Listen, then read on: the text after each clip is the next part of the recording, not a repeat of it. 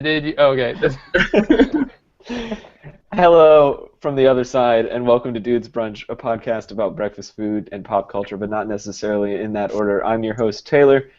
With me, as always, the first person in the panel, and also the closest to the camera, Tyler Reed. What did you have for brunch this week? Well, I had Friendsgiving yesterday, so I was sort of like in a self-induced like coma. So I woke up, like got out of bed at like 2 p.m.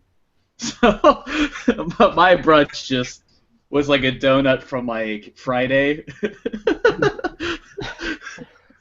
Wow. and then like a few hours later I had Is that dinner. like- So Is that like a breakfast crouton? That yeah, sounds actually, awful. Sean, you're right. I saw you twiddling your thumbs, so I'm guessing you didn't have any friends to go to Friendsgiving with. No. I've been celebrating Friendsgiving all weekend at work. So that's By what which you mean that's what our have sale an is called. awkward conversation with your coworkers?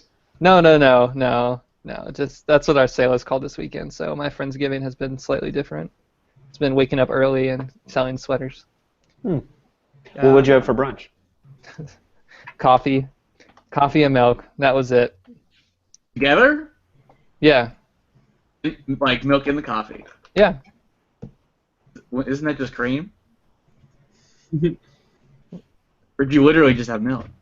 No. Well, I put milk in the coffee. So it's not black coffee this time. I No. feel like we're getting into the weeds. We need to move on. How are you confused about that? Well, I just want to make sure it wasn't black coffee this time. no. Okay, alright. Do you think Are I we take a done? sip of black coffee and then take a sip of milk, just like double clutching like milk and coffee? Ew, that was a bad gesture. Keep going. I don't know what just happened. Joining us for the first time, comedian, rapper, filmmaker, Jacob Midkiff. Welcome to the show. What did you have for brunch today? The same thing I have every Sunday, Taco Bell. Are you serious? Every Sunday, it's a tradition, yeah. During my break at work, I go to Taco Bell and I sit inside and I eat by myself and I think of existential stuff. It's amazing. That sounds like Sean's brunch. Black coffee and existential crisis. I totally relate to how Jacob lives his life. And Who this, would existential, semi-nihilistic life crisis at a fast food restaurant. Like, if you watch my Facebook feed every Sunday, it's always like the weirdest posts, but they're always super deep. Taco Bell does that. And then it gives you the shits. So, you know, you're really experiencing all of life's highs and lows when you eat at Taco Bell. So, What'd you have today? yeah. Thinking of in the weeds. For brunch today, I had a couple people over last night, so we made a 6-egg omelet this morning. Oh my goodness. Yeah, it was massive and delicious. And then I had Friendsgiving tonight, so I'm just like food comaed out tonight. It's wonderful. Well, as always, we have 4 topics from pop and internet culture this week. You can play along at home while you watch the show by tweeting in Smack Talk. You can also play bingo, dudesbrunch.wordpress.com/bingo. If you win bingo, you get a prize handmade by one of us. It's this me. week's prize is Sean's painting. It's me. Punch It's to the this. pee-pee. So please play and please win. That's a Picasso print, right? Yeah, it is. Sean wants The to same get all one the that's fun off out of of his house. Jay-Z's last album, Mm. Picasso Yeah. Baby. All right, so I'm going to start. My topic this week is Black Friday. So I guess there was this article that came out this week talking about, is Black Friday dying? And we've talked about Black Friday before on the show, but I want to get a baseline first. Do you guys Black Friday or Cyber Monday shop? Any of you? Yes. Jacob? Cyber Monday, if I can take advantage of it, but typically no. I only Black Friday shop because Taylor's in town, so otherwise I wouldn't. Like, I don't even know why I'm here. Otherwise, Yeah, I usually get like a little bit stir crazy at my parents' house on Thanksgiving, and then I forced Tyler to go Black Friday shopping with me. I'm okay, whatever. Sounds good to me.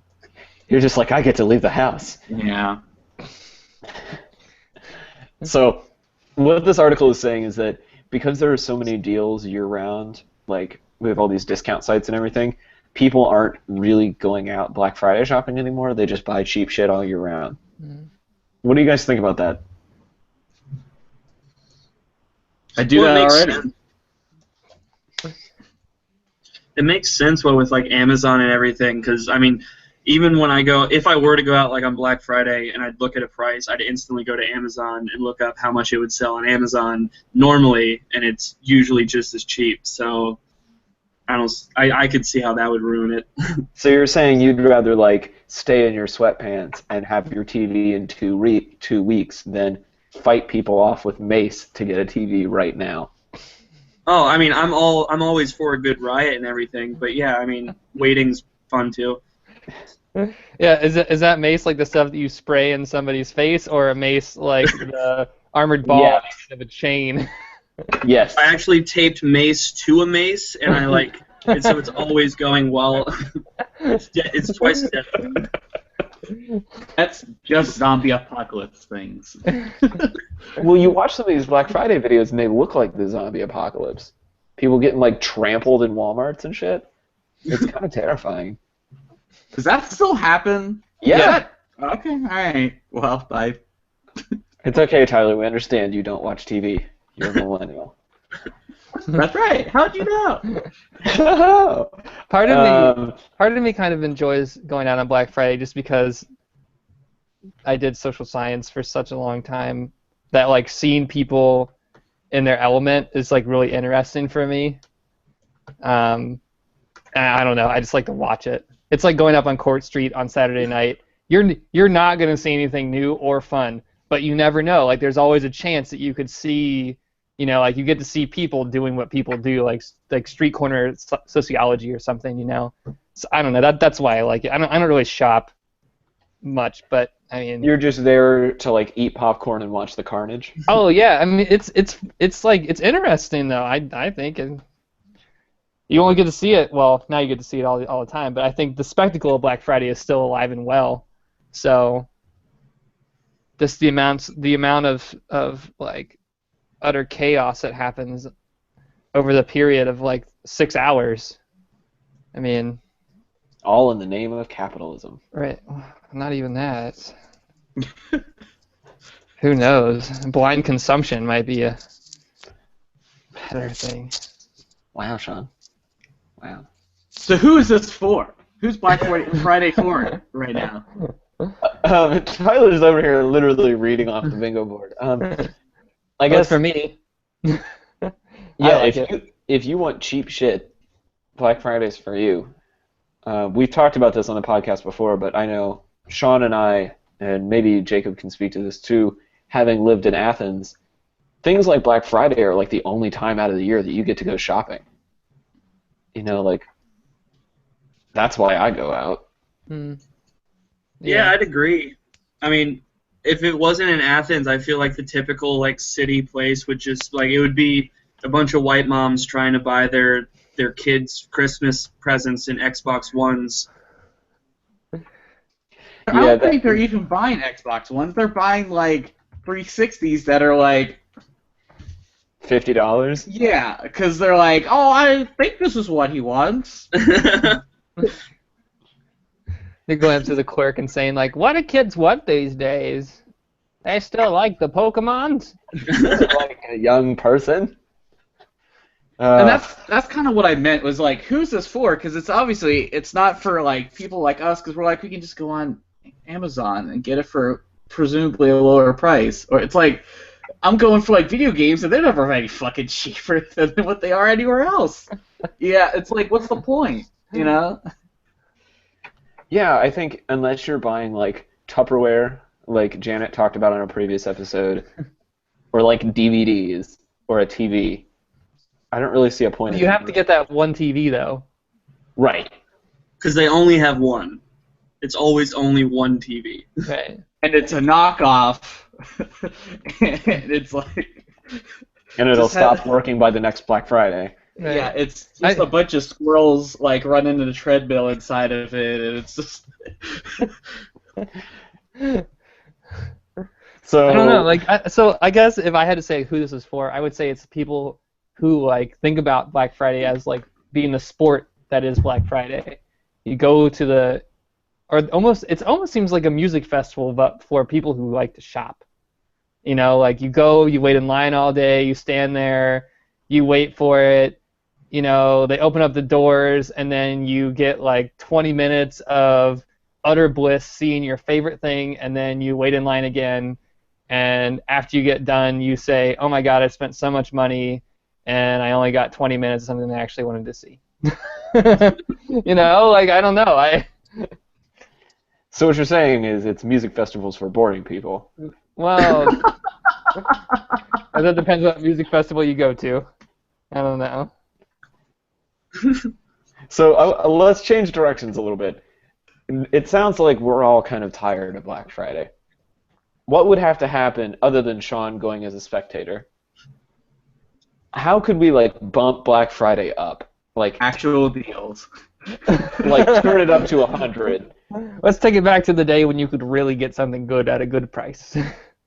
Well, companies could do this one cool thing where, like, for instance, like if the Xbox wanted to release a new system, they could release it for only on Black Friday, like a month before it's actually being released. So then that one day is just crazy because everyone has to get this.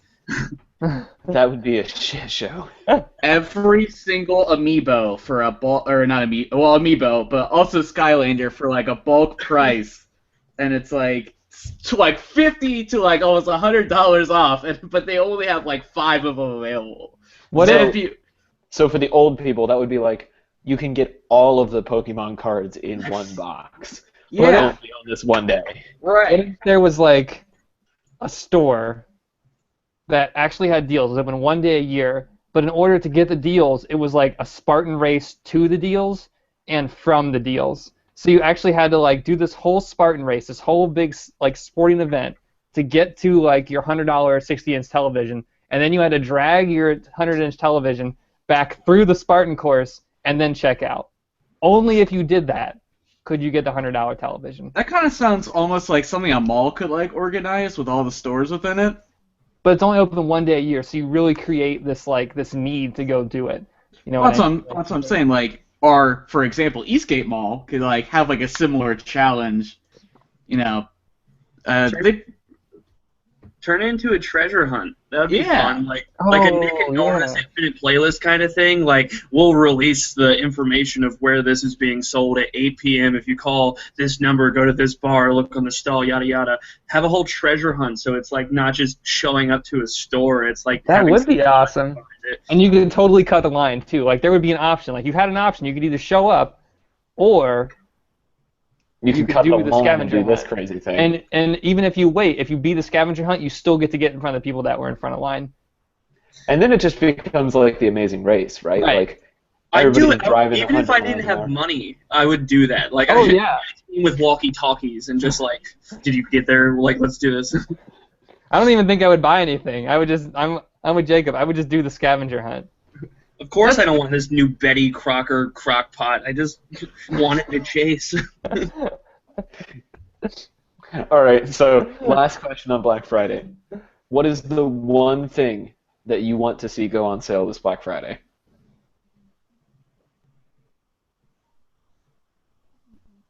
All the rare Pokemon cards. We brought it up so many times, now I really want it. I mean, that sounds great. I would fight, like, tooth and nail, like, throw down to get, like, a year of Spotify Premium or Apple Music for, like, $20. Like, if there is a gift card at Best Buy that has that and there's only, like, 50 of them, I'm waiting in that line and I'm throwing down. Wait, so you're telling me you're willing to choke somebody? I would pay $120 just to see you go after somebody for that. Like, I'm not gonna choke somebody, but I'm saying I would do the whole like waiting in line and like sprinting through the store and all of that crazy crap. Would you take more than just one, Oh, that's hard. or would I don't know. you just let it go? I think I'd be a good friend and get you one. How about that? Oh, that's so sweet. Yeah, discounted subscription services. Like $5 Netflix. If you could just get $5 a month Netflix instead of like $9 a month Netflix, it'd be Now legit. that's value. Free Amazon Prime. Oh, that would make my life. Man, we really are millennials. Well, what do you want for Christmas? Lower price streaming services, please. Equal rights would be cool. Do you think they'd go on sale for that? Oh yeah. I would. Whoa. Sean, Tyler, anything you want to see go on sale? I just want a bunch of Japanese import Yokai Watch action figures, so there's that. It's okay, Tyler. You're a massive anime nerd. We understand. It's, Listen, let's be real. I'm a casual anime fan. Let's not get too serious here. Which, speaking of that, I had a wonderful conversation with our previous guest. It was Ross, right? That we had on. Yeah, I had a lovely conversation with him as he is starting to watch Digimon for the first time. We all know about your love of Digimon, Tyler. That's right. If there was a way to buy a pass for a 5-minute running around with a cart shopping spree inside of a bookstore, I would do that. Oh, so like the thing they used to give away at Toys R Us, but for books? Right, but for books. The lines for that would be insane. Well, Even if by even if it was insane half you price mean it's a books, bunch I would of old still do women that. listening to Prairie Home Companion outside of a bookstore, then yes. Well, I mean, it would be like, all right, so you're saying everyone could just take a cart and they could just go? But you had to buy it. Like you had to pay a price. There was like I don't know. It's a different topic. Sorry. You're buying books totally by the messed with pound, essentially. Yeah. Okay. All I right. mean, if only their bookstores are more plentiful in Ohio. Or Sorry. anywhere. Right. I will point out there's an online store called Thrift Book Shopping or whatever. Super cheap books. I just buy everything off there. So There you go. I don't even need a deal for books. It's like $2 and free shipping. It's amazing. Definitely have to check that out. What if they did like half price books by the foot or something? I'd do that. Books by the foot. That is a thing you can do in places. Yeah. No, you can do it online. All right, so let's move on. Sean, what do you want to talk about this week? Okay, so this week I wanted to get a little bit artsy, a little bit fun. Talk about things that we don't talk about on Dudes Brunch all the time. So I had everybody read an article about what Victoria's Secret has to teach us about fashion. Because I figured we would go there on this podcast, go to some places that we've never been before, like fashion and women and Victoria's Secret. You know, some things that go against what our title would usually have us do. And so basically what the article talked about is, you know, like, I think if I recall, this was a couple weeks ago when I wrote this, is that, and correct me if I get this wrong, that Victoria's Secret is not only, is it kind of like, I don't want to, maybe capitalizing isn't the right word here, but it's changing the way that we think about fashion in terms of like off-the-shelf fashion, and art in terms of how we think about it, because it's lingerie now. It's what you wear under your clothes. It's also as important as what you wear over top of your underwear. Interesting concept. And to kind of plug this to the Victoria's Secret fashion show is coming up, and that's kind of why I was looking at this, because I was just strolling through the news and it was like, I was like, oh, this is kind of interesting. Let's just see where this goes. You know, it's the rabbit hole of Victoria's Secret fashion stuff. So But you were reading it for the articles. Yeah, actually, yes, yeah. I think how I got on it was I typed in like fashion into Google News just to see where it would take me. Into the Google. Yeah. So. Google there. But I also posted the promo site for the Victoria's Secret fashion show, which is probably in like 2 weeks now. Mm-hmm. And then I posted an article on a Forbes article about Inside Victoria's Secret fashion show. Which is, I think that was actually better than what Victoria's Secret has to teach us about fashion. But read both if you want to. They'll be in the links below. So, my first question is Victoria's Secret fashion? Is it art? Is it archive-worthy? All of the above? Yeah, What do you think? That's sure a question. I'd say it could be all of the above, depending on how it goes about.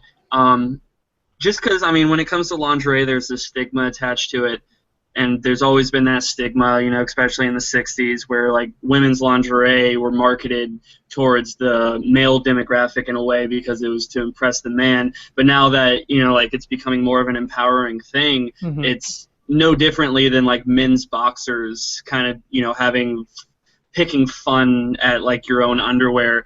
And, I don't know, compared to men, like, that grotesque humor of underwear is where our market is, but for women, this beautiful or eloquent kind of lingerie would be artistic to, I'd say, both genders. Like, if I were with someone that had, like, something, I haven't seen any of the new lingerie that Victoria's Secret is marketed out, but that doesn't look like a $2,500 thing Kanye West made up, I'd probably consider it fashion and art. Yeah, so I read your questions before I read the article, and when I first read them, I was like, I don't know about this. And then I read the article and like watched some of the videos attached, and I don't think I had ever actually watched the Victoria's Secret fashion show. I realize that's a thing that like a lot of teenagers like of our time were like, we gotta stay up late and like go over to a friend's house to watch the Victoria's Secret fashion show. What? Oh yeah. People from my high school did that kind of shit, but what?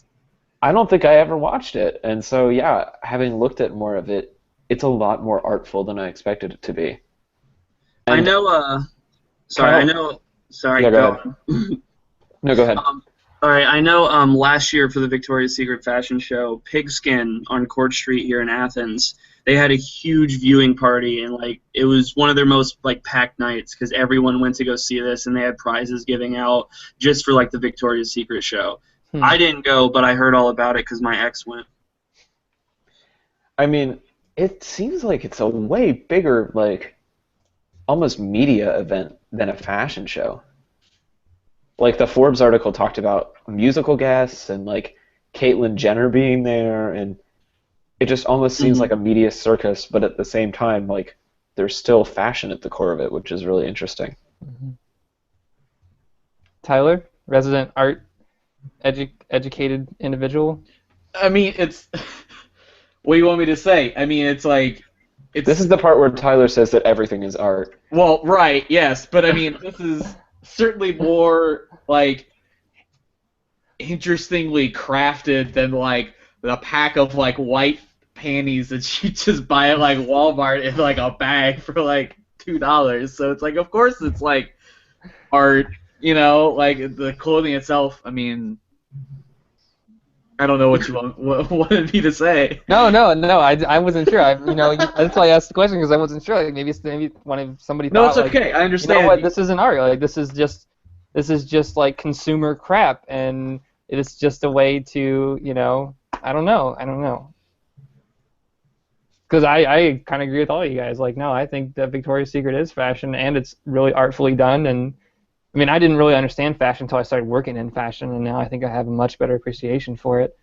And like, I do think that it's archive-worthy too. So I totally agree. So. Yeah, that was the part that I was really surprised by. Was like, they're paying attention to fashion trends outside of lingerie, and then creating this huge archive of like the evolution of really American fashion through the lens of lingerie. Right. That I wasn't expecting at all. And one thing that I think is really cool about this is that, like, I forget which article it said, but like 90% of the stuff that is on the runway, like, take away all of the like extra dressings and stuff. And this is like a weird wording here, but like,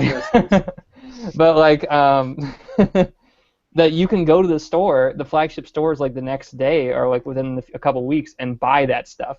90% of it. Like, it's not like when you go to like a bigger fashion week and it's all custom made or something like that, and you're never going to see it because it's couture, Like this is like real like off the rack fashion that you can really buy and own. So See, that's the good thing then, because Victoria's Secret isn't like marketing to like these high consumers, these really rich consumers. They're just advertising their own brand, and I think that's what would make it more artistic than actually the clothing itself, is that they're making it like available for everyone. It's not just like this huge like rich high market for it. right. Which is kind of surprising because it has all the trappings of like a high fashion brand. You know, the show is in New York, and they have famous models, and it's owned by Les Wexner, who, I mean, he has consumer brands, but he's always been like in the high fashion game with the Limited and stuff like that. So, yeah, I don't know. It's kind of a weird middle ground. So I think we kind of hit on my second question a little bit, but I feel like we could extend on this more. So, not being a target consumer for this kind of fashion, does the show interest you? Or do you feel that general interest in the show is based more on fashion, or is there some other kind of perverse interest? Tyler? I mean, I've never watched it. Never really particularly had an interest in it. I don't know. I don't. Would you watch it if it was on?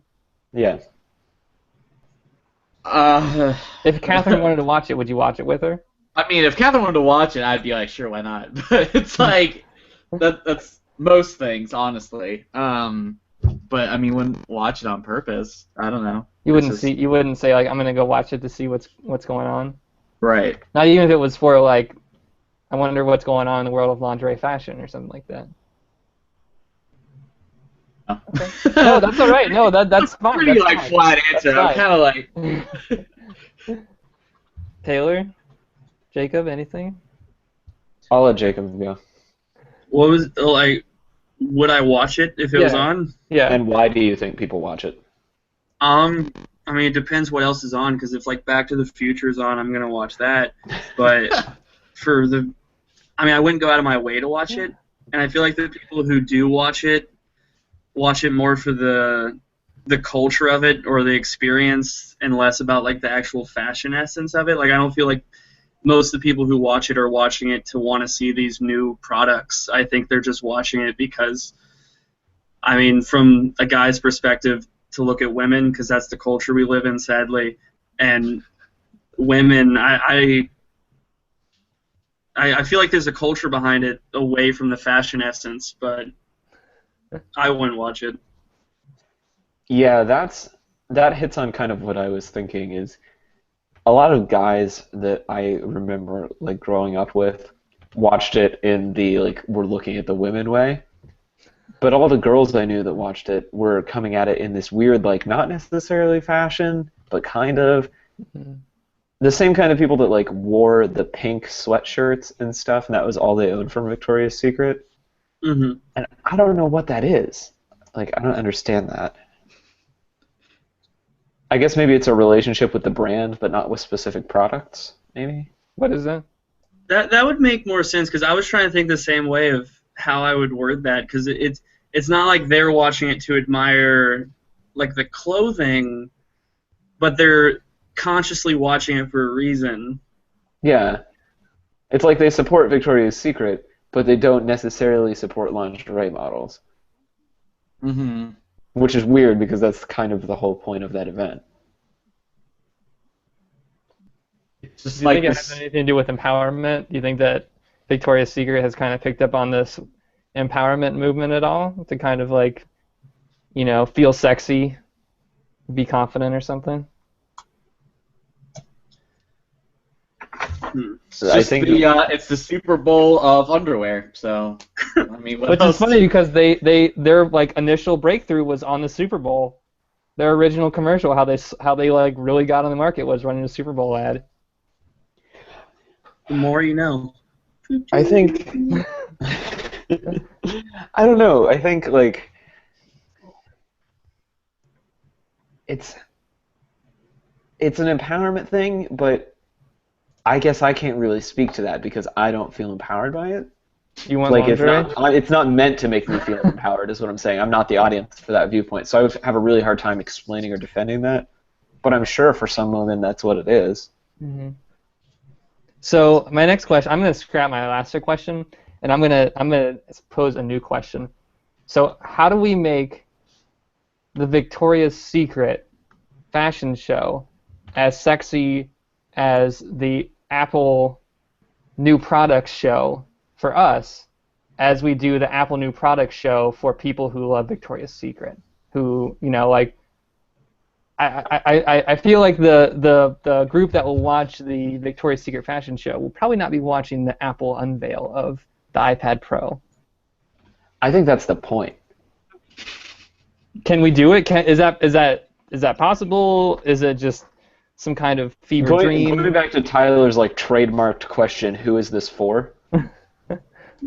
I think the Victoria's Secret fashion show is for a particular type of woman, and the Apple press release days are for a very specific type of nerdy person. But do you think that these two groups are like completely independent from one another? Like, there's no way that you could like put a piece of lingerie on like iPhone 7, or like for a second I thought you were going to say there's no way you could put a piece of lingerie on Tim Cook, and I would say that's an accurate statement. No one wants to see Tim Cook or Johnny Ive in lingerie. Or you could put like a touchpad inside of, I don't know, like a piece of lingerie. It wouldn't.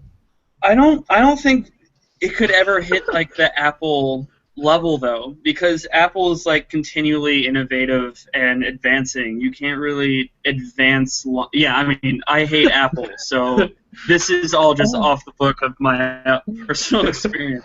But like Victoria's Secret, you can't really like go beyond. Like there's definitely a limit. So there's not like people's watching is like, oh my god, I can't wait to see what's new in the bra world.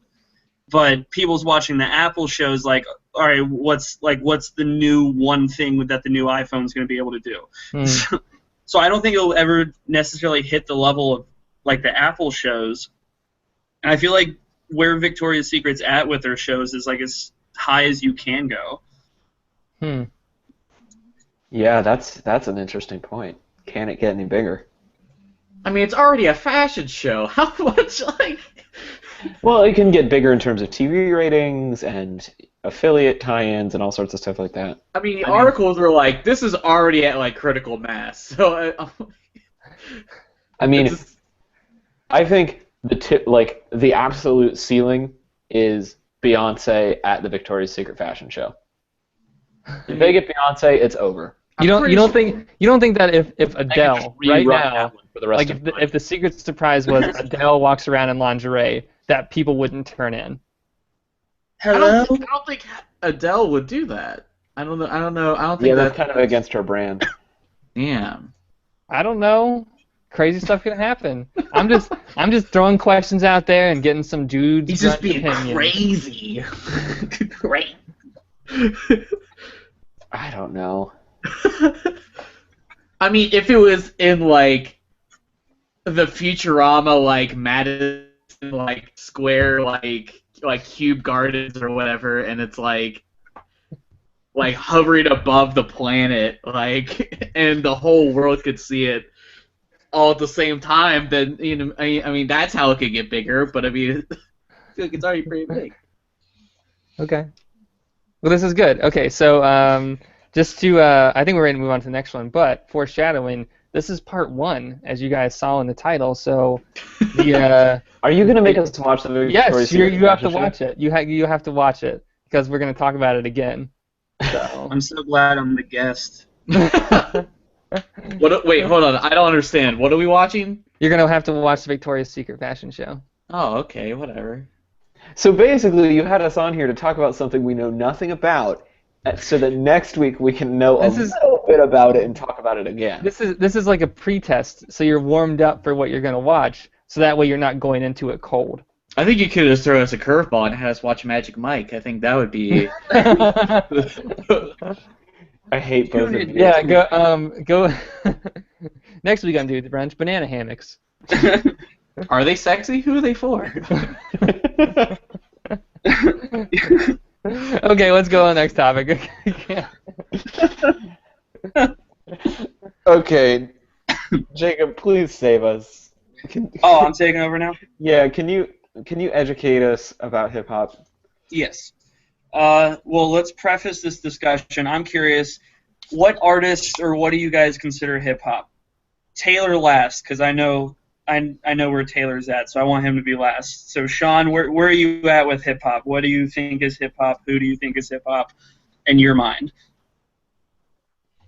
Well, in my mind, I don't know. I don't really have like a set bounds of where hip hop like ends and begins. I feel like it's like hip hop is really fluid for me in my mind. There's not really one artist either that kind of like is a summation of all hip hop. I guess I kind of associate hip hop with pop a lot. I think pop music has been kind of, I don't know, because that genre is really fluid, but hip hop has moved into being pop. So I don't know. I guess I'm kind of unclear because I don't really listen to hip hop all that much. So yeah, I'll have to just pass on this one after that awful explanation. Tyler? I like gorillas. Okay. That's about it. So, no, I mean, I enjoy, I don't know. I kind of like A Tribe Called Quest. All right, you don't necessarily have to just say who you enjoy. Like it could be people you dislike, but who do you associate hip hop with? Oh, like can't even think of anybody off the top of my head. Kendrick Lamar hip hop. All right, there we go. All right, Taylor, take it over for the question. Sean, you had a question? Answer. I'm just gonna come with somebody who might be hip hop. I like Pharrell. Is he hip hop?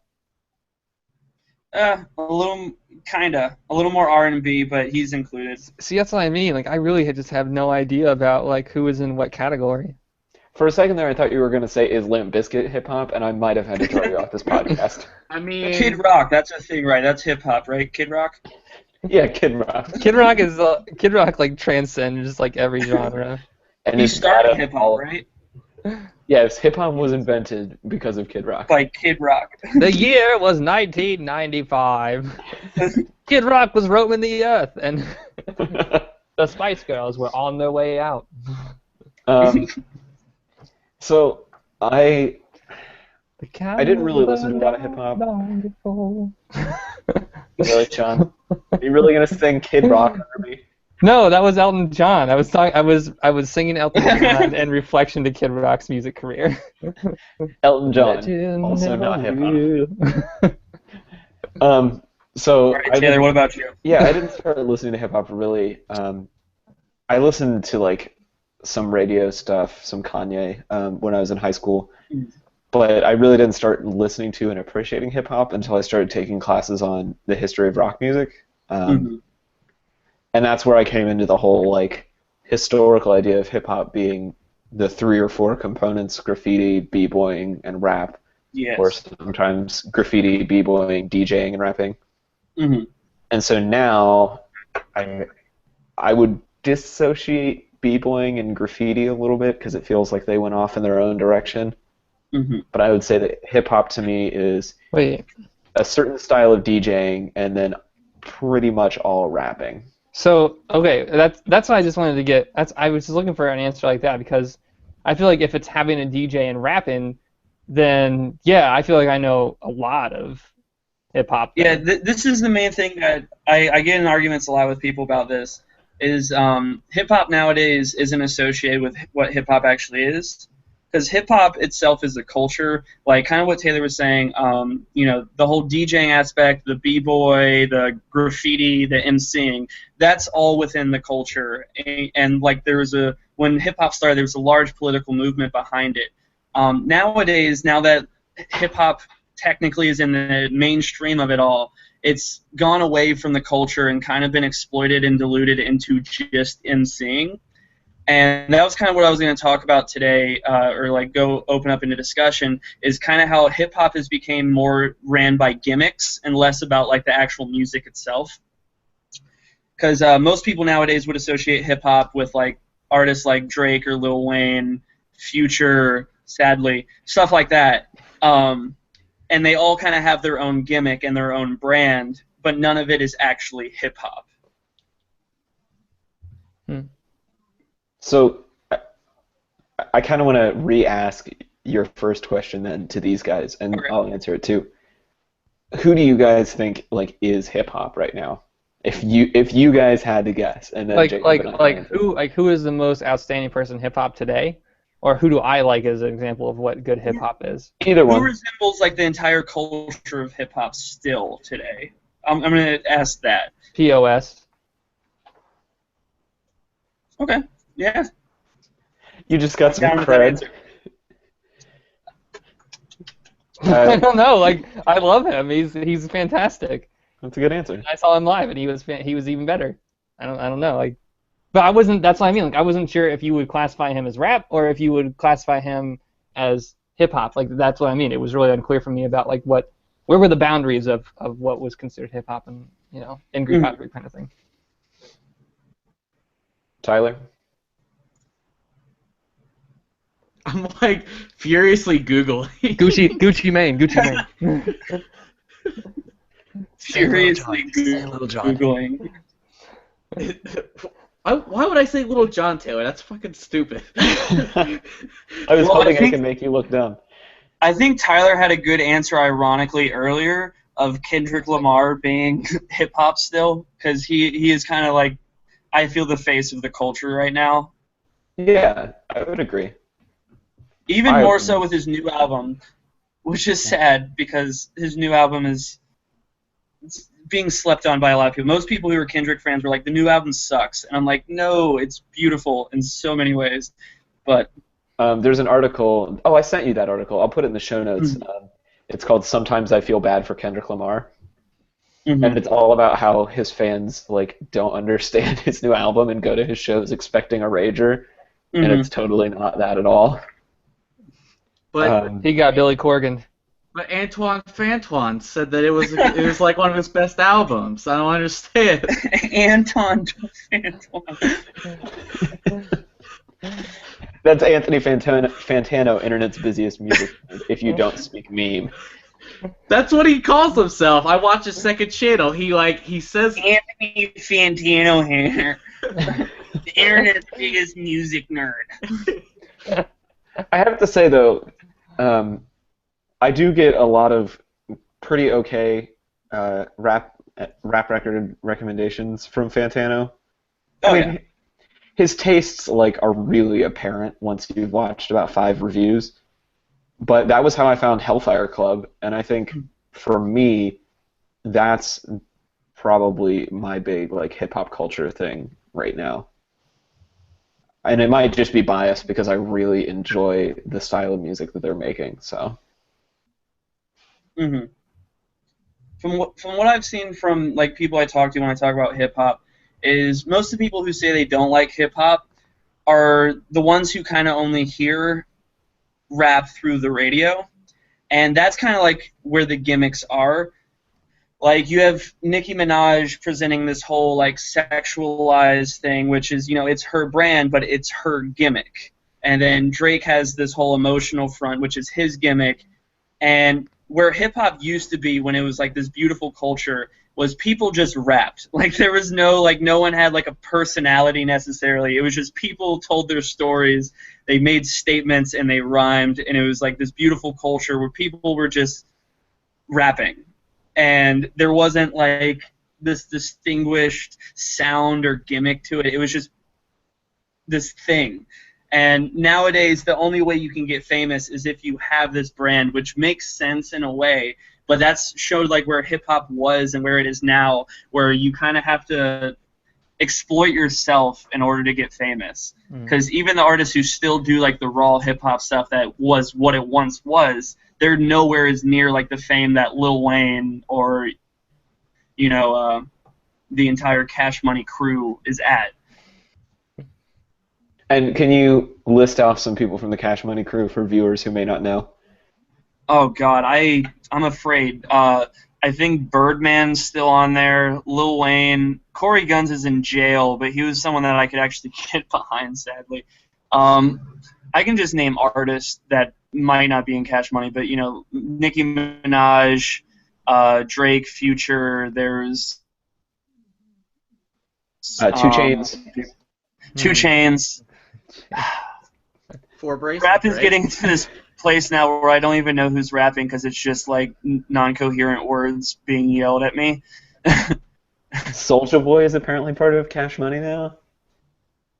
Is he still a thing? Yeah, Paris Hilton is on this list. Yeah, Paris Hilton is signed to Cash Money.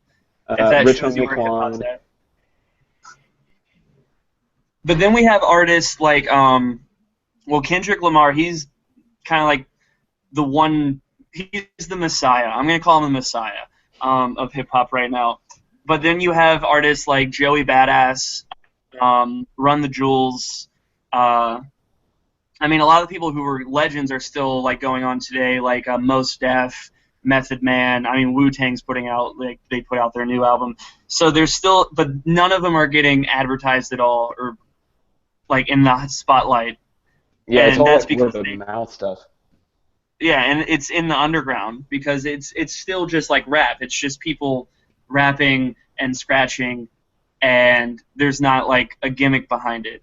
But you have Lil Wayne and Cash Money doing their brand and selling on the radio because that's what people think rap is now.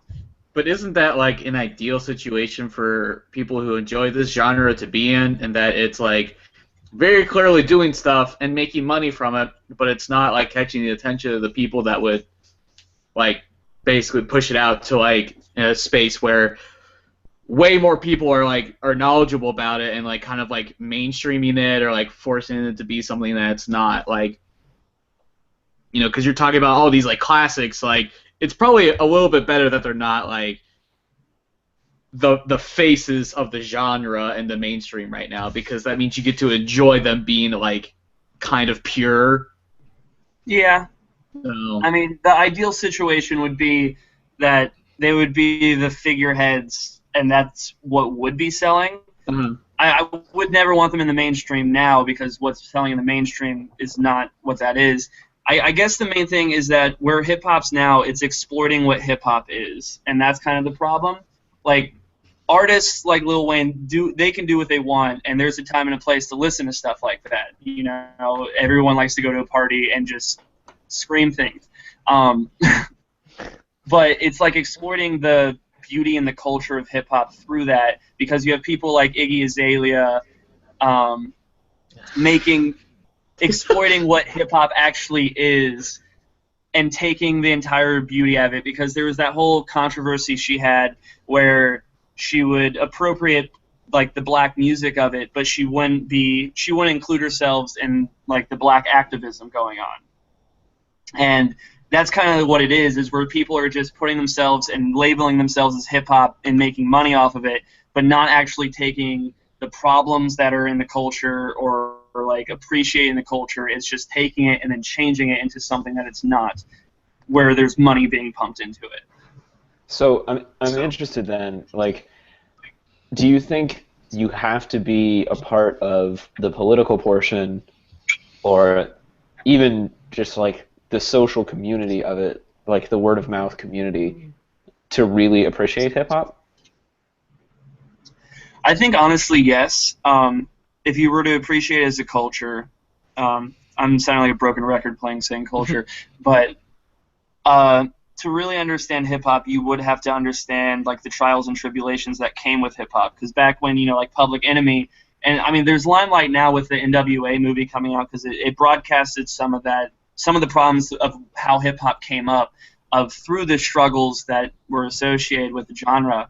But to really understand, you would have to know the history, and you could say the same thing about any genre. I mean, I feel like to appreciate punk music at like the extent of punk is. You have to know the history of why punk was created to really understand why punk sounds how it does. And the same thing to say about hip-hop. It's just, hip-hop is more of the African-American history of rebellion, while punk is the white style of music rebellion. And they kind of coincide in the 90s and the 80s. So to really appreciate it, you would have to understand the trials and tribulations and the history of it. And I think that's what's missing nowadays, is that you don't understand those problems. It's just words on a beat. Sean, you look like you're deep in thought.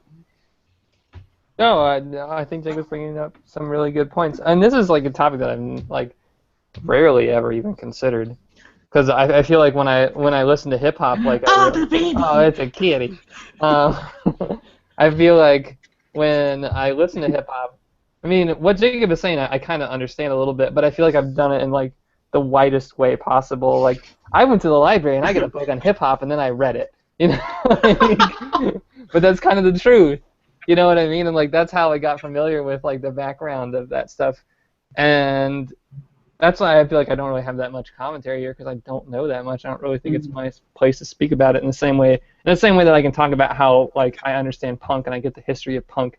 I feel like I just can't say anything about hip hop. I'm the outsider of this group. You're the outsider. See, and that's what I want to talk about, and I'm probably going a place that Jacob was thinking about going, because you and I have had this conversation before. Are there outsiders to hip-hop? Like, does hip-hop intentionally exclude people in a way because the underground is so, like, you have to know somebody to teach you the ways of the underground, like some Mr. Miyagi shit? Because that's how I felt coming into it. Or do you think hip-hop is just a mindset? Do you think hip-hop is like, if you can find if you can get into a mindset, hip-hop happens to be a really good avenue for exploring that kind of thing. And the reason I say it's I think about like ideas and abilities.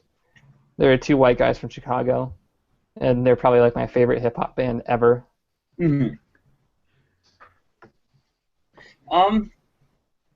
Well, I guess to go into it, because there was a few topics that just got hit right there. Like for instance, I hated rap when I was growing up, and then someone introduced me to like Biggie, and then I was like, oh, okay, there's more to this than what I've been hearing on the radio. It's not just there's actually like some consciousness going on in this genre. But you have to be introduced to that by word of mouth or by someone. Because it's not advertised. And the only way we can change that is if we kind of separate rap and hip-hop into two subcategories, and we appreciate hip-hop how it was at one point. Because I do feel like it's a genre that anyone can appreciate. If you were to find like the right thing, like I would emphasize to listen to Illmatic by Nas, and that's like one of those albums where I don't think that anyone could. It would be undeniable to say that it's not a good album. It's just one of those things where it's that one album of the genre that anyone should be able to appreciate. See, I disagree with you there, and this is like a weird disagreement, because I don't mean that you're wrong, but I think that like maybe I could see people like watching the NWA movie or reading about the history and still saying like that's just wrong, because I think in order to really to understand hip hop to a certain degree like older hip hop and understand newer hip hop is to accept a certain kind of knowledge, particularly like an oppressed knowledge set, that when you look at older hip hop you really see it, and I think if you can't relate to that, if you're saying to yourself that this kind of if you're still in denial that discrimination exists today and you listen to hip hop, you're not going to appreciate it. Like you're not going to say like no that they're wrong. It's like you see this all the time. A white supremacist is never going to understand Public Enemy. Yeah. Or if they do, it's in this like oddly perverted way of like you know, like Fight the Power, they're like, yeah, I get that, yeah, but they don't really get it. Like they don't understand like the true depths of like Fight the Power, and in the same way that like when the four of us would listen to Fight the Power, that you know I don't think that any of us could truly grasp the experience of writing what Fight the Power actually meant. You know, like that's just definitely. It's just like beyond our comprehension, being the top of the group. That's where the line of appropriation versus appreciation is. I guess you do have to have an open mind in order to really understand the roots of it. The roots, that's a pun. If you know hip hop. But I guess if you're open-minded about it, it's easy to appreciate. And then you don't want to go over the line of appropriating it like Iggy Azalea does. Right. Yeah, I think that's a good tightrope to walk there. Is Skrillex hip hop? No. Oh my god.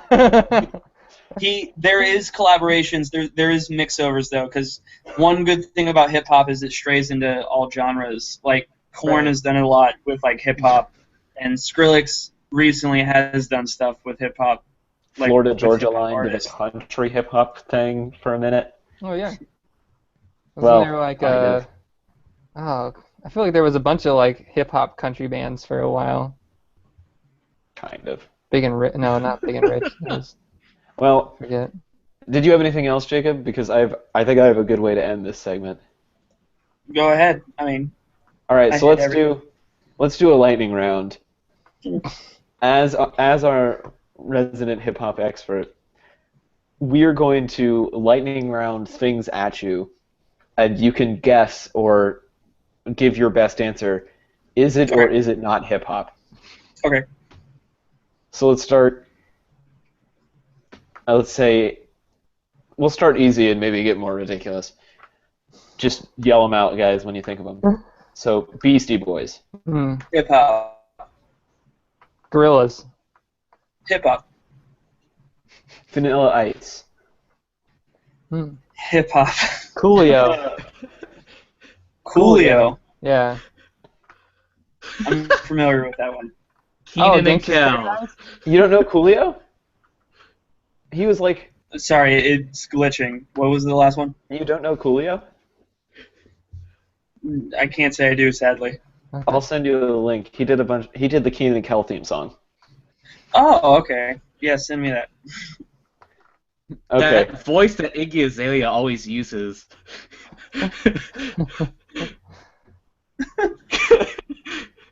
I'm guessing that's not hip hop. I'm not. I wasn't gonna even answer that one. Jay-Z is Jay-Z. Used to be. Now I wouldn't. Now I'd say no, not as much. Okay. Most American versions of anime theme songs. No. No. Thanksgiving. It's Thanksgiving hip hop. It can be. I know that sounded dumb, but I actually was kind of serious about that. Like, I don't know. Like, I feel like Thanksgiving has kind of some deep roots there. Wait, is Friendsgiving more hip hop than Oh, Thanksgiving? yeah. Friendsgiving or Thanksgiving? Friendsgiving is more hip hop than Thanksgiving. Okay. What about Easter? Not hip hop. Which one is more hip hop, Lollapalooza or Coachella? Coachella. Interesting. Oh, who makes better hip hop? Americans or people from Europe? Two different genres. I'd say Americans though. Jesus or Buddha? Buddha. Just because I hate Jesus. Shots fired. Sampled air horn noises. Not hip hop. Unless done ironically and satirically. The sometimes I get a good feeling chorus. Oh, that brings up a good one too. Hip hop? Sampling. Yeah, it's sampling. It's hip hop. A pimp Sample called is very Slickback. Acoustic guitars. It can be hip hop. Okay. Ed Sheeran did a song with Lupe Fiasco, so that's all I'm gonna say. It's fair. Adele. Not hip hop. Hmm. The girls in the Drake video that just dance. Not hip hop, and Drake is not hip hop. Oh! Girls dance. Oh, Kid Okay. Rock. Kid Rock. Kid Not Rock's hip hop. first album. Kid Rock's first album. Still not hip hop. Oh. Limp Linkin Bizkit. Park. Limp Bizkit, I'd say not hip hop. Linkin Park. Yeah. Not hip hop. Corn. Overall, not hip hop, but they have worked with the hip hop culture, so I can appreciate them. All right, last one, Okay, and this is going to be a difficult one. I'm ready. Insane Clown Posse. Oh shit. Choose wisely. This could be the fate of our show. I'm gonna preface my answer by saying I'm not proud of it, but hip hop. Oh, that hurts. What's wrong with that? That's a real answer. They have struggles. Okay. Mac They Miller. hit topics. They hit a lot of the hip hop culture in their music, so I have to include them, even though I wish I didn't have to. Mac Miller. See that now? That's a hard one because I don't like him personally, biased. But hip hop. There you More go. hip hop than We're Drake. keeping it 100 right there. Same with Insane Clown Posse.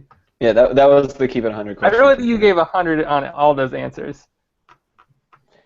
All right, so you recommended Nas's Illmatic. Give us one more, like maybe the key hip hop record of 2015. Of 2015. Well, I've already kind of name dropped Kendrick's new album, so I'm not going to answer with that.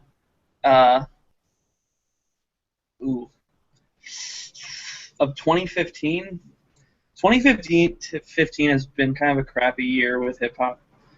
It could be 2014 too. That's fine. Something like pretty recent. I'm gonna. This will be an interesting one. This relatively not known artist, Bishop Nehru, he collaborated and did a collaborative tape with MF Doom, who is a legend in Okay. hip hop. And Yes.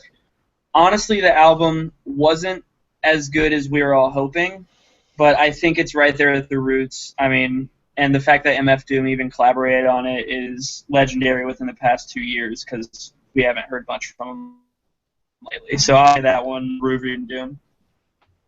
What's your okay? Sorry, time for one more question. Favorite hip hop lyric of Lyric. all time? Yeah. What resonates with you the most? I'm gonna give two. That's all right. Both.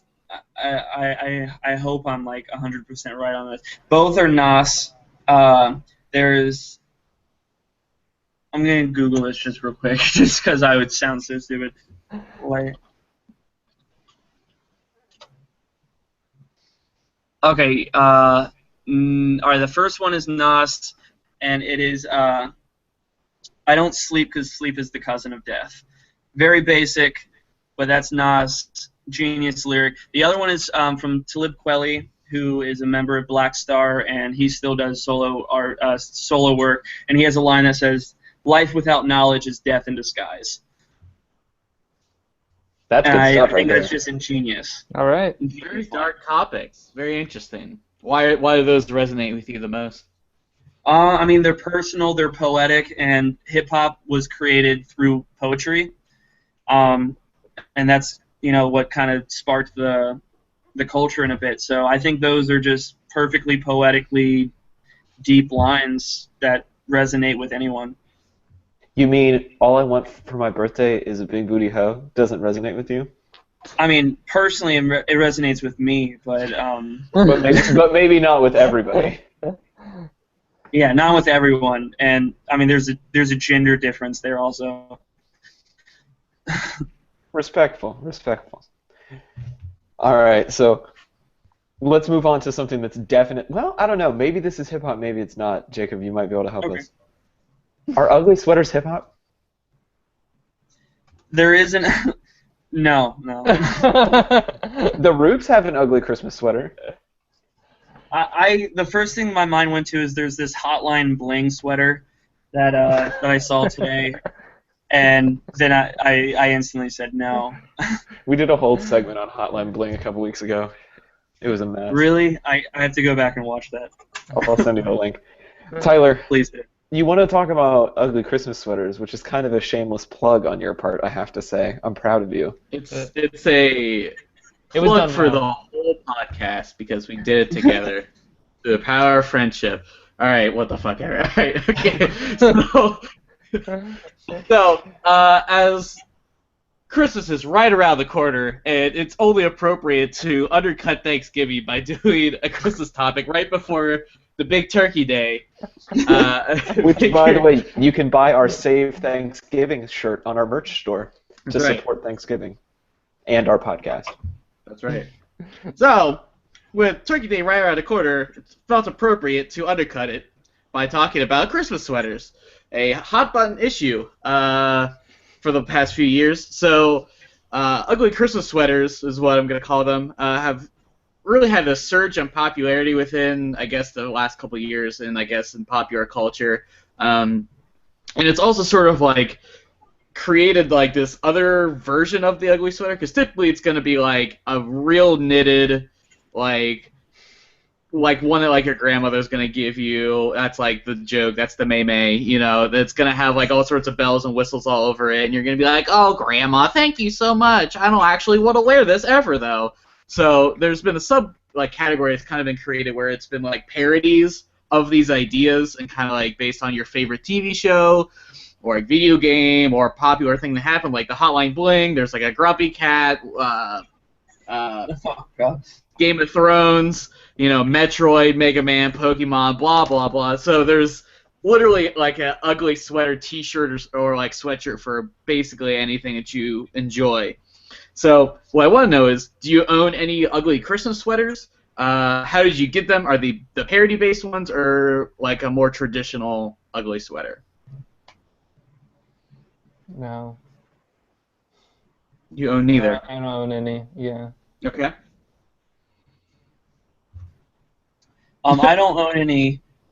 If I did though, I would want like the regular, just like non-purposefully terrible sweaters. Mm-hmm. Like the ones that are meant to actually be Christmas sweaters, but they're just gaudy. Like I would wear those versus like the purposefully terrible ones that have been coming out recently. Right. So you want the authentic sweater. Yeah. Gotcha. I don't want the imitation ugly sweater. I want the real thing. I have some questionable thrift store sweaters, but none of them holiday themed. Mm-hmm. And so if I was going to get a Christmas sweater, yeah, I would probably go the natural route, or a couple of years ago, Blink-182 did a Happy Fucking Holidays ugly sweater. And I would probably get that just to like go out drinking in. I definitely wouldn't wear it around my family, but Now, so is it I think that'd be because... fun. So some of you have been... didn't agree that you would get like a parody one. Is it because it's not like a fully knit sweater? Like, would you get one if it was like your favorite TV show that's actually like well done, that was actually like knitted? Would that be something you would then buy because it's something that you like? I don't know. Well, I don't want to play the hipster card, but I feel it's Yeah. just it's cheap. It's like it's. Babe, where were we in Easton that had like the purposefully terrible sweater? Not Hot Topic. I mean, Hot Topic also. Screw Hot Topic. Do they have that? They have those? Yeah, I'm sure they do. But They're I think it was like worst. H&M or something, or Macy's. But they literally just had a sweater and then like stapled like a wreath to it or something, like just. And it's so ridiculous because they're just trying to sell it, and it's not. Well, of I don't course, want to play but I the mean, hipster card, but it's played out now, and I would rather just have the authentic thing. well, let's Ugly just Christmas say, sweaters are over. what I'm saying is, you get it off like Etsy, someone like literally knitted a House Stark Game of Thrones sweater, or like what? Or like a Run the Jewels Right. fist and gun sweater. Oh, I'd rock that. See, that's what I'm saying. So you would be interested if it was authentically crafted, rather than like screen printed onto a T-shirt. Yeah. Okay, so there we go. We've reached the line that we're willing to draw here. Sean, I would imagine you're in the same camp as well. I don't know. Devil's advocate, go. No, I don't know. I think it depends. I'm gonna get the sweatshirt that you made though. Oh, well, I'm totally for real about that. Well, I appreciate that then. Like, I don't know. That's it. I I work around so many sweaters. I don't even think about them anymore. Right. I just turn it off. They all See, that's bleed funny, together 'cause in your mind. I've been printing them at my work for like a month now. I've been like pulling ink on Christmas sweaters of like Christmas Story and like Game of Thrones and like Jurassic Park and fucking all sorts of shit. Like lots of just traditional holiday Christmas sweaters or traditional holiday movies sweaters. Right. So that basically answers my second set of questions. You're pretty much all in the authentic sweater camp and not the parody-based one.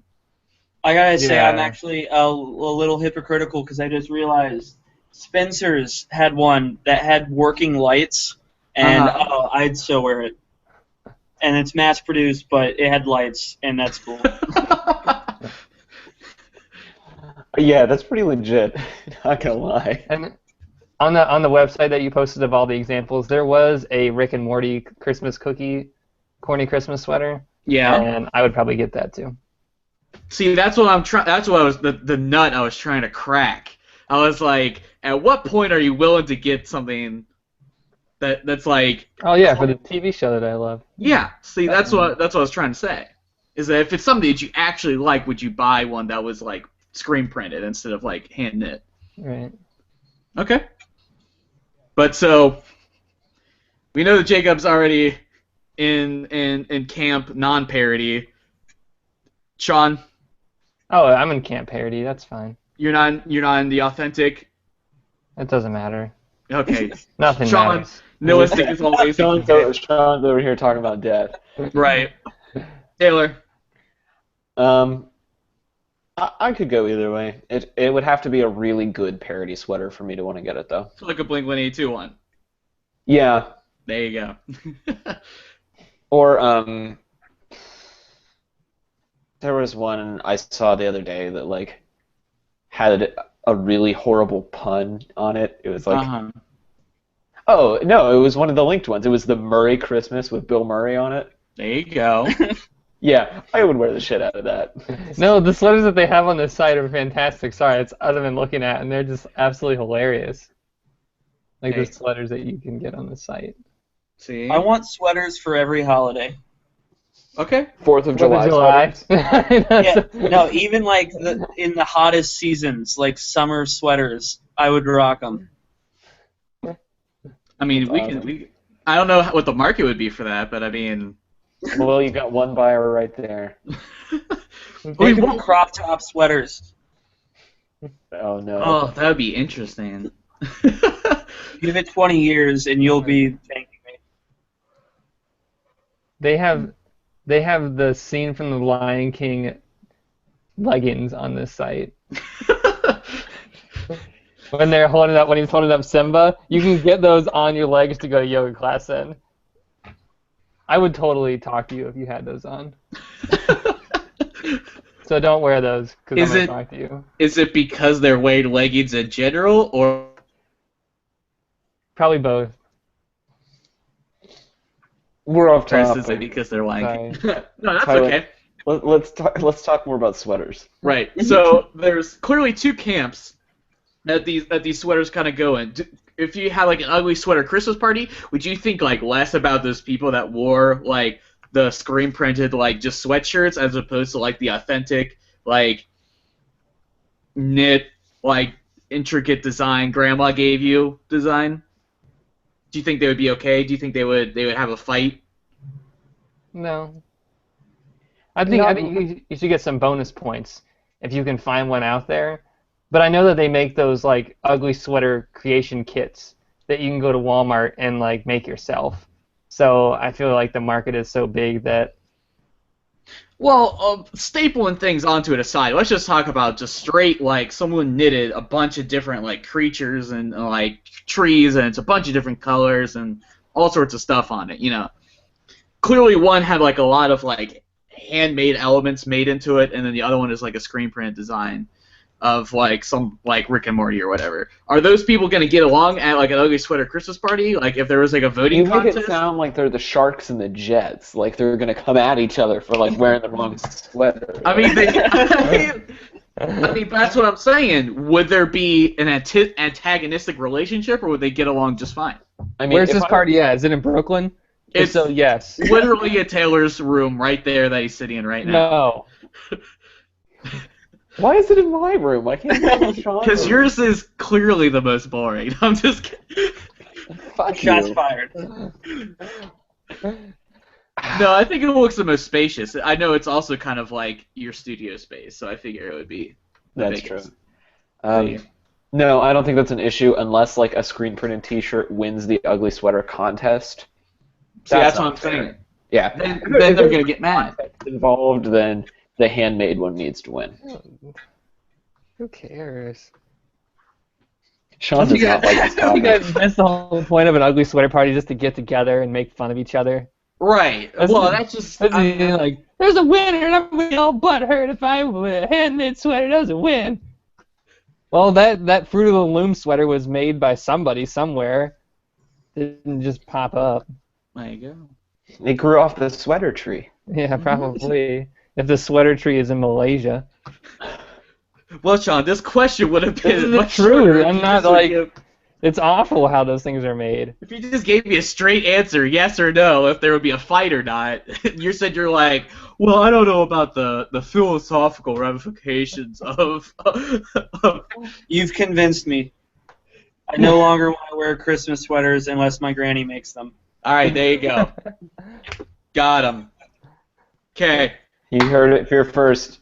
Jacob's grandma, if you make him a sweater, he will wear it. She honestly just messaged me on Facebook and said, I'll make you a Blue's Clues sweater, and I'm geeking out. Like, I need that. Oh my God, that's I'm not even lying. Like, it's literally right there. She just messaged me. I don't know what's better about that, the fact that she's going to make you a sweater, or the fact that she sat through an hour of this podcast. I mean, there could be like mail time. There's Blue. There's the couch. There's so much like material to draw from. It could be a great sweater. I wouldn't make fun of you. I would think that'd be awesome. You'd probably win. Anyway, so what do you think caused this spread of interest in the ugly sweater parties? Do people truly want to give purpose to these items they wouldn't normally wear? Or do you think there's a competitive element, much like a costume contest during Halloween? I think a bunch of people in Brooklyn were super broke, and they were cold, and they bought the cheapest sweaters they could find. Naturally. Okay. I don't want to answer this question. I've already talked enough. That's not true at all. Sean's moping. I don't I'm know. going to side with Taylor if anything like this is just spawned from Brooklyn. I don't understand why Brooklyn is the area of interest. Well, because it's either coming from Brooklyn or LA, and you don't wear sweaters in LA. You wear them in Portland Ooh, good point. Oh, it could be Portland, you're right. or Seattle. I could see it starting there. Oh, yeah. Seattle. Why did Oh, dear God. Somebody just like went through a hurricane or something. Why couldn't the Midwest have created this phenomenon? Because Wait, do we you- ever create anything? Like Iowa City hipsters got together and did something. Milwaukee. It was all Milwaukee. All right. Okay. Well, Jacob, we're getting a ton of echo from you. Oh, sorry. See if that helps, maybe. Beautiful. Immediately Yeah, that's fixed. Awesome. All right, so Ugly Tyler, sweaters, not a competition. Not a competition. Just wear whatever you want to wear. Be your own person. Okay. Yeah, I think that's a very millennial way to put it. Just be yourself. And the best way to be yourself is by buying a Dudes Brunch sweater. They're available in our merch store at dudesbrunch.wordpress.com. They're awesome. They have black coffee on them. That's right. It's representative of the blackness of your soul. And Ohio. They're What else do you pretty need? damn cool. So with that, let's wrap this thing up. Right. With some shameless plugs. All right, we're going to start this evening with our guest, Jacob. Jacob, what do you have as shameless plugs, and can you deliver them as a freestyle? What do you mean by that? Like, do you have things to shamelessly plug, and can you tell us about them in a freestyle? If you can't, that's fine, but we would give you imaginary bonus points if you could. Okay. Well, you put a lot of pressure on me because now I feel like rapping. If you go to OU, take a class with Professor Mattson. Definitely do that and follow me on Twitter. And if you're still listening, just stay consistent with my spitting. I'm not ripping. I'm just saying follow me on Facebook. I'll include links in the comments section. This is hard in freestyle. Usually I just go with it. Follow me on Twitter if you could. It's at, I just changed it, Pathos Hip Hop or Pathos Music. I'll probably comment on the YouTube so you guys can just check there. And if you go to OU, definitely take classes with Professor Mattson because he hits a lot of music and a lot of pop culture that I think is great to plug into this podcast. So cool dude, too. Just a generally great guy. Yeah. Do you have new music coming out soon? I'm supposed to be releasing a mixtape on Christmas. Not Christmas. Thanksgiving. Wow. We'll go ahead and say I'm doing that. We'll go ahead and do that. We'll say I'm doing that. And that way, if it doesn't happen, our 10 fans will come at you with pitchforks and torches. The more I'm bugged about it, the more I'll do it. So. If you're our 11th fan, give us a shout out at Dudes Brunch Podcast on Twitter. All right, shameless plugs from you, Sean. Check us out on Dudes Brunch. Please buy our merch so we can start recouping some funds from this. If you played bingo, post your board because we look at those and we try and make it more people eligible to get bingos. So if you won, let us know because I'm gonna send you that stuff. I'm totally for real about that. So you can have one of my little custom paintings that took me a few days to make in my basement. I believe I updated. There should be a new board. Yeah, it's a brand new bingo board this week. So if you didn't play bingo, rewind the show to the beginning and play it. Yeah, we'd appreciate it. Other than that, you can find me on Twitter, Evans_emerge. Look out for some articles that are coming up here pretty soon. So hopefully I'll see you guys next week. Cool. Hopefully. Where are you going? I don't know. Things happen. Things happen. Turkeys explode. Oh, yeah, that's right. Next week is the 29th, Death is upon us. Which is my birthday. If you can do Black Friday, that is.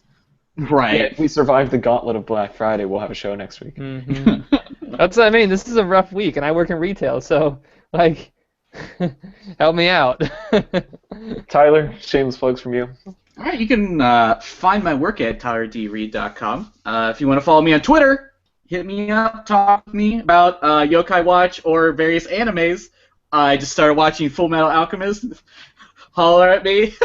You can also find me on Instagram at TERDesign. Starting to post there more because apparently that's a place to post art now. So. Hey. Yeah, I would agree with that. Do whatever you want. Are you done? That's where I'm going. Redbubble. Do that. Well, you cut out, but I can explain it to the people. So you can follow me on Twitter at TC Olmstead. You can follow the show on Twitter at Dudes Brunch. You can like us on Facebook, Dudes Brunch Podcast. And you can buy merch. Please buy merch. It costs us like $15 a month to do this show, and every piece of merch that you buy is another cup of black coffee that we get to have because we don't have to pay for hosting. So I'm going to interrupt you for a second. Apparently, my aunt just messaged me, and she has bingo. So. Oh, really? Awesome. Snap. And she wants that painting. She said she just signed up on Twitter. So. Cool. Cool. Expect- Have her. Send us your address. I'll send it to you. Yeah, get her address to one of us, and we'll mail it out. Awesome. That's awesome. All right, well, thanks everybody for watching. We will be back for more brunch next week, even though it's Thanksgiving. Can we give a shout out to you? Can we give you a round of applause for what happened this week? Have you told everybody yet? No, I think I think we'll let that sit. Oh, okay. Big news coming from my end of the world, but we'll talk about it on a future episode. I don't even know what that means, so whatever. Oh snap! Cliffhanger. Bye.